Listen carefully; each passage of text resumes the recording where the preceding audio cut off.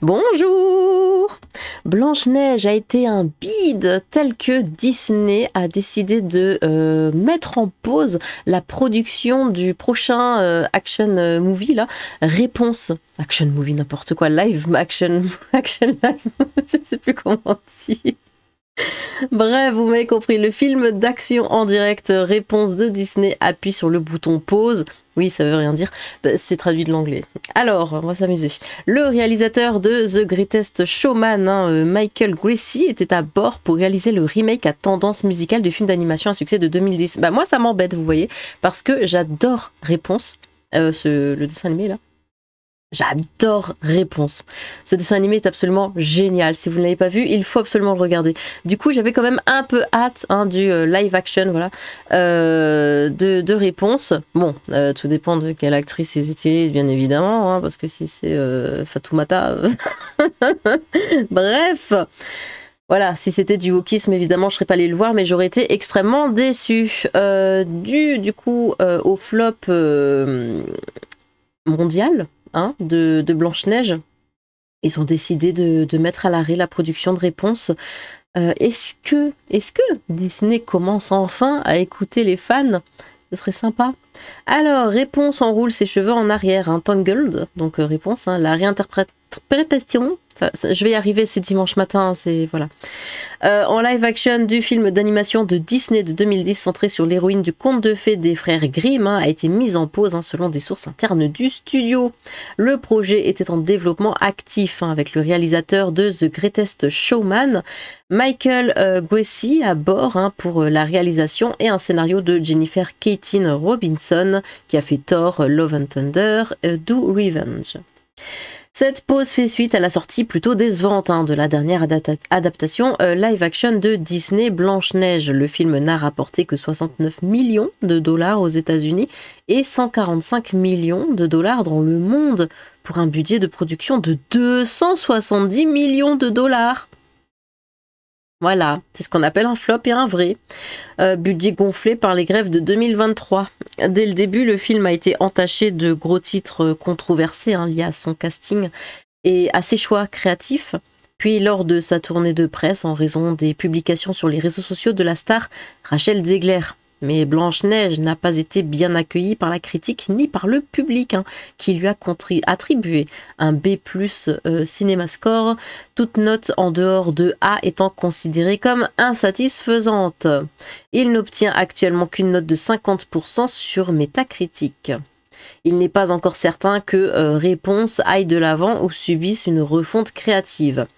Depuis le début des années 2010, Disney s'est lancé dans une stratégie de long métrage en prise de vue réelle, s'appuyant largement sur le retour à son catalogue et la réutilisation de ses anciens titres. Certains longs métrages ont connu un succès phénoménal, La Belle et la Bête, Aladdin, Le Roi Lion, tandis que d'autres ont échoué. Dumbo, ça c'est dommage, vous voyez, j'allais voir Dumbo, j'ai trouvé vraiment génial, il m'a lâché une petite larme et tout, Dumbo c'est dommage. Pete Dragon. Récemment, Mufasa, le roi lion de Barry Jenkins, a connu un démarrage lent avec un lancement national de 35,4 millions de dollars avant de connaître un succès fulgurant et de terminer avec un impressionnant total de 718 millions de dollars à l'international. Avant cela, La Petite Sirène n'avait engrangé que 570 millions de dollars et c'est quand même déjà beaucoup trop. Mais Blanche-Neige semble avoir testé les limites de cette stratégie. Les 15 prochains mois offriront 2 autres remakes en live action pour sonder l'appétit du public et chacun d'eux offre des lueurs d'espoir à Disney. Il y a Lilo et Stitch qui est très attendu. Remake du film d'animation de 2002 sort en salle le 23 mai. Pendant le Super Bowl de cette année, un spot montrant Stitch s'écrasant sur le terrain a généré 173,1 millions de vues en 24 heures. Ce qui en fait le spot Disney le plus vu en numérique. La bande-annonce est également devenue la deuxième bande-annonce live-action Disney la plus vue de tous les temps. Pendant ce temps, le film live-action Vaiana devrait prendre l'avion le 10 juillet 2026. Ce film a l'avantage d'être basé sur l'un des plus gros succès du streaming sur Disney+, avec plus de 1,4 milliard d'heures de visionnage, ce qui, selon Disney, équivaut à plus de 735 millions de visionnages, soit l'écoute en boucle de la chanson How Far I'll Go, nominée aux Oscars et récompensée aux Grammy Awards pendant plus de 50 000 ans. Bah, Vaiana, bon, je l'ai vu 2 fois, je crois. Après, les chansons sont sympas. Et il y aura qui dedans? Il y aura Dwayne Johnson, évidemment, qui va jouer je sais plus comment il s'appelle, là, le bidule, là. Il arrive également quelques mois après que la suite animée Vaiana 2 ait engrangé 1 milliard. C'est déjà sorti? Putain, je suis tellement plus Disney. Ah, Vaiana 2 est déjà sorti, faut que je le regarde du coup. Est engrangé 1 milliard de dollars lors de sa sortie en novembre dernier. Ah oui, quand même. Devenant ainsi le 3e film le plus rentable de 2024. Bon. La pause de réponse intervient également alors que certains des architectes de la stratégie de Disney en matière de long métrage d'action réelle, j'aime bien quand ça traduit tout comme ça, ont quitté les rangs de la direction du studio et qu'une nouvelle équipe a été recrutée. Sur base de quoi? Allez, dites-le. Oui, de DEI. En février, Daria Serkesek a été nommée à la tête des films d'action réelle en salle sous la direction de David Greenbaum, président de Disney Live Action et de 20th Century Studios, qui a remplacé Sean Bailey l'année dernière. Bon. Eh ben écoutez, s'il commence à faire marche arrière, c'est une bonne chose pour nous. Peut-être pas pour eux, mais en tout cas pour nous, oui. Ça veut dire qu'ils sont pas sûrs d'eux, concernant réponse. Et pourquoi ils ne sont pas sûrs d'eux, à votre avis? Oui, le DEI. Bon, on va voir un petit peu des commentaires. Bien, mais plutôt que de blâmer Disney pour sa systématisation à adapter des classiques en film woke, le public crédule devrait se regarder dans une glace. Beaucoup ont dépassé le milliard de dollars au box-office, le livre de la jungle, La Belle et la Bête, Aladdin, le Roi Lion. Mais ils étaient bien, ceux-là. C'est ça la différence, c'est qu'ils étaient bien. Tu m'étonnes, vos luttes étaient tellement contre-productives qu'au final ça va produire l'effet inverse de ce qui était prévu. Disney vient de signer la fin définitive du wokisme. Si l'idée est de faire une réponse avec des yeux noirs et les cheveux courts, effectivement, pas la peine de faire le live action. Bah ouais, c'est ça. Je pense qu'ils sont tellement pas sûrs d'eux par rapport à ce qu'ils ont mis en place. Ils doivent se dire, ah non, non, un deuxième flop digne de Blanche-Neige, ça passera pas. Surtout que réponse, enfin, de ce que je sais, c'est extrêmement apprécié. Donc bon, ça passera pas du tout.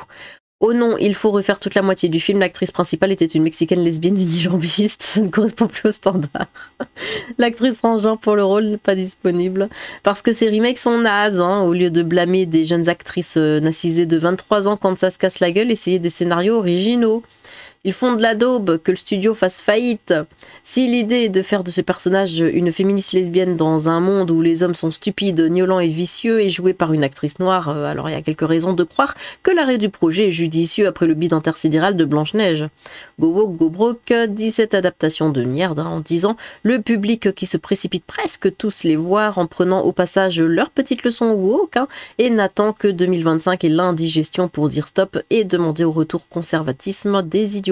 Bah ça je pense que vous savez quand vous avez des gamins vous y allez quoi avec les gamins veulent voir ça donc je pense que la plupart voilà. C'est des gamins qui vont voir et eux ils sont pas au courant de tout ça. C'est quoi ce truc tac. C'est dommage, réponse arabe avec une paire de nouilles et une barbe flanquée de Flint en jupe culotte et talons aiguilles, ça aurait eu de la gueule. Décision prudente, mieux vaut éviter un autre échec après Blanche-Neige, espérons une meilleure approche à l'avenir. S'ils avaient tout misé sur une coupe afro pour réponse, ça se comprend. Vous imaginez le truc? Moi c'est en anglais. Nierd, on attendait le casting, nous. Il suffit juste de prendre des acteurs qui ressemblent aux personnages et stop vos conneries de wokisme. Mais quel dommage, j'étais pas prête. Qu'est-ce que c'est que ça? Bon. Alors, dites-moi, vous en pensez quoi de ça? En fait, de ce qui se passe globalement avec Disney, j'entends. Vraiment avec le flop de Blanche-Neige et le fait que du coup, pour une fois, parce que c'est pas le premier flop, Blanche-Neige. Bon, là, c'est un flop en majuscule, mais c'est pas le premier et ils s'en fichaient jusqu'à présent. Et là, maintenant, alors que réponse, dire ça aurait eu de la gueule. Enfin, si on sait pas comment ils veulent le faire. Mais si de base, c'était assez fidèle au dessin animé, s'ils arrêtent la production, c'est que vraiment, c'est la panique au studio. Mais je pense, comme je l'ai dit, que s'ils arrêtent la production, c'est que ils savent hein, que ce qu'ils font, c'est complètement du wokisme, c'est complètement du DEI, et ça n'aurait absolument pas plu. Donc certainement qu'ils auraient mis une noire ou je sais pas quoi à la place de la petite blonde qu'on connaît. Bon, eh bien, dites-moi ce que vous pensez de tout ça. N'hésitez pas à vous exprimer dans les commentaires. J'ai hâte de vous lire. Sur ce, tchou!